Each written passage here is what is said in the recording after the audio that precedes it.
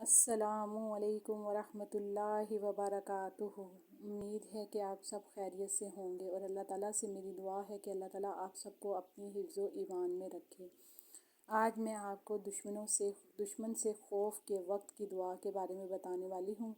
بسم اللہ الرحمن الرحیم۔ اللہم استر عوراتینا وآمن روعاتینا۔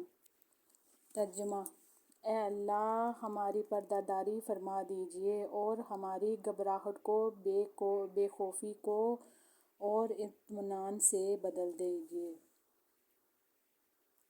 فائدہ: یہ دعا مسند احمد میں حضرت ابو سعید خدری رضی اللہ تعالیٰ عنہ سے مروی ہے کہ جب غزوہ خندق میں دشمنوں کی طرف سے ایک خوف کی فضا پیدا کر دی گئی اور مارے دہشت کے دل اچھل اچھل کر گلوں کو آنے لگے تو ہم نے رسول اللہ صلی اللہ علیہ وآلہ وسلم کی خدمت اقدس میں عرض کیا کہ اے اللہ کے رسول، اس نازک موقع پر کوئی خاص دعا کیجئے، تلقین فرما دیجئے جو ہم پڑھتے رہیں اور وہ دعا ہمارے لیے باعث اطمینان و سکون ہو۔ تو آپ صلی اللہ علیہ وآلہ وسلم نے ہمیں یہ دعا تلقین فرمائی۔